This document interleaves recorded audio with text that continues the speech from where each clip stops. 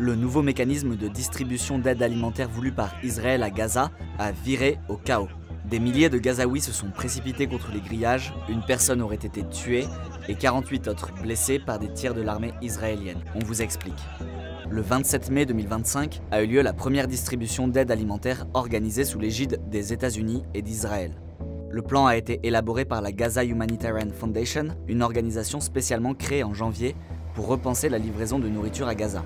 Un plan qui a été largement critiqué par l'ONU et par d'autres organismes. Malgré les inquiétudes, le site de distribution a été installé. Voici à quoi il ressemble selon les images publiées par l'armée israélienne.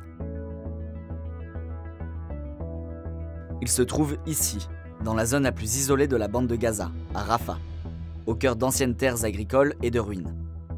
Le plan conçu par Gaza Humanitarian Foundation prévoyait la distribution d'un colis par famille, 2 fois par mois, récupéré par un membre non affilié au Hamas et dont l'accès au site serait contrôlé par un système de reconnaissance faciale. Mais le 27 mai, à 8 h du matin, le site ouvre sans avertissement. Des milliers de Gazaouis se pressent alors contre les grillages du point de distribution pour récupérer de quoi manger. Les barrières sont renversées et les 8000 colis prévus, contenant près de 462 000 repas, sont distribués sans que l'on sache à qui. Dans le chaos, une personne aurait été tuée et 48 autres ont été blessés par des tirs de l'armée israélienne. Une accusation qu'Israël a démentie. Benjamin Netanyahou a cependant reconnu une perte de contrôle momentanée. Well, we tried the first one. We're going to put many today.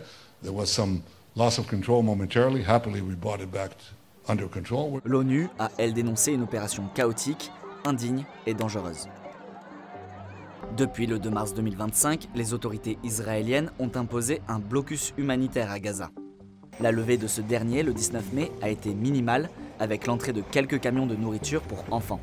Mais 470 000 personnes restent au niveau le plus élevé de risque de sécurité alimentaire, celui de catastrophe.